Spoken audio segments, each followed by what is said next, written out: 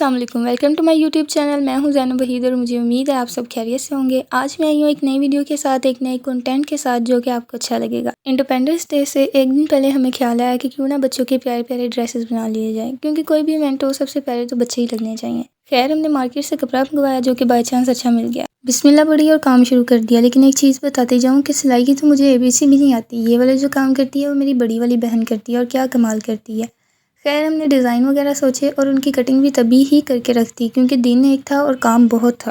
पहले सलवार की ड्रेस की कटिंग की जो कि एक रोम्पर स्टाइल में था, दैन उसकी सिलाई स्टार्ट कर दी। ये जो सिलाई मशीन है ये मेरी मामा की सिलाई मशीन है और जो कि बहुत अच्छा काम करती है। ओल्ड इज़ गोल्ड, ये तो आप लोगों ने सुना ही होगा। अगर आप काम करना चाहते हैं और एक नई मशीन चाहते हैं तो ये गलत बात है। अगर आपके पास पुरानी मशीन है तो उससे ही अपना काम स्टार्ट करें, क्योंकि मेरे ख्याल में पुरानी चीज़ें नई चीज़ों से ज़्यादा अच्छी चलती हैं। अनाबिया के लिए फ़्रॉक बनाया जा रहा था जिसका 80% काम मुकम्मल हो गया था।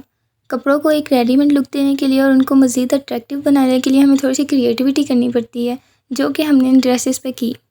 ये फ्लावर फ्रॉक की फ्रंट साइड पे लगा था, जिसका मैंने सोचा कि आप लोगों को थोड़ा सा मेथड बता दूं, क्योंकि ऐसी ही क्रिएटिविटी से हम अपने सिंपल से ड्रेसेस को यूनिक बना सकते हैं। इस फ्लावर को बनाने के लिए हमें 12 सर्कल्स चाहिए थे, 6 छोटे सर्कल्स एंड 6 बड़े। इन सर्कल्स को आप किसी भी चीज़ की मदद से कपड़े पर ड्रा कर सकते हैं। दैन इनकी कटिंग कर लें। उसके बाद एक सर्कल को फोल्ड करें और उसके अंदर सुई से कुछ इस तरह धागा डालें कि वो एक लीफ की शक्ल में आ जाए। दैन इन सब लीव्स को आपस में जोड़ दें। इस फ्लावर को बनाने के बाद हमने सेकंड वाला फ्लावर भी इसी तरह बनाया। इन दोनों फ्लावर्स के सेंटर में लगाने के लिए हमें कुछ चाहिए था, जिसके लिए हमने कपड़ा लिया और उसके अंदर सुई से धागा डाला और उस धागे को खींच दिया। इन फ्लावर्स को आपस में जोड़ने के लिए सिलाई मशीन का इस्तेमाल किया। फ्लावर के ऊपर फ्लावर रखा और को मशीन से सिलाई लगा दी। और इतना सब बोलने के बाद मेरा गला बहुत ख़राब हो चुका था, लेकिन मैं फिर भी बोल रही थी। सेंटर वाले पार्ट को सुई की मदद से लगाया क्योंकि वो मशीन से लग नहीं सकता था। दैन उसके अंदर एक बटन लगा दिया और उसको आपस में अच्छी तरह जोड़ दिया और अल्लाह का बहुत शुक्र अदा किया क्योंकि ये फ्लावर बन चुका था।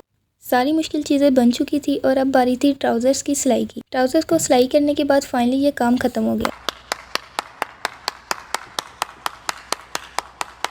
जितना टाइम इन ड्रेसेस को बनाने में लगा उससे ज़्यादा इन्हें देखकर खुशी हुई, क्योंकि ये बहुत अच्छे लग रहे थे और एकदम रेडीमेड लुक दे रहे थे। ये रोम्पर सलार का था जो कि सलार की तरह ही बहुत क्यूट था।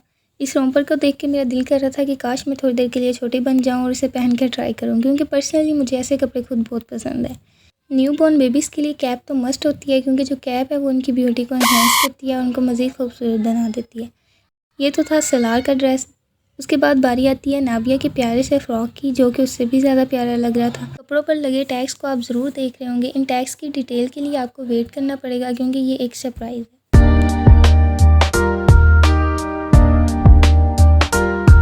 बच्चों को 14 अगस्त मनाने के लिए सिर्फ कपड़े नहीं चाहिए होते, उन्हें और भी बहुत सारी चीज़ें चाहिए होती है जिनके बगैर उनका दिन कंप्लीट नहीं होता। और इन दोनों के पास तो इतनी ज़्यादा चीज़ें थी कि मेरा दिल कर रहा था कि मैं दुकान लगा लूँ। इन चीज़ों में बैलून्स वगैरह भी थे जिनको देख के मुझे आइडिया आया कि क्यों ना घर की थोड़ी सी डेकोरेशन कर दी जाए। बहुत सारी जद्दोजहद करने के बाद मुझे ये धागा मिला, जिसके अंदर मैंने बहुत सारी झंडियों को एक एक करके लगा दिया। इसके बाद मैंने गुब्बारों में हवा भरने का काम शुरू किया, जो कि बहुत ही मुश्किल काम था। मेरे पास वाइट गुब्बारे नहीं थे, इसीलिए मैंने सिल्वर गुब्बारों को यूज़ किया। सिल्वर कलर भी एक बहुत यूनिक कलर है जो कि अच्छा लग रहा था। मैंने गुब्बारों को लिया और उनके बंचेस बनाने स्टार्ट किए। बच्चों के कपड़े भी तैयार हो चुके थे और घर का थोड़ा सा डेकोर भी हो चुका था और इसके साथ ही मेरी वीडियो का भी एंड हो गया था। मुझे उम्मीद है आपको ये वीडियो अच्छी लगी होगी। दुआओं में याद रखिएगा। मिलते हैं एक नई वीडियो के साथ, तब तक अल्लाह हाफिज़।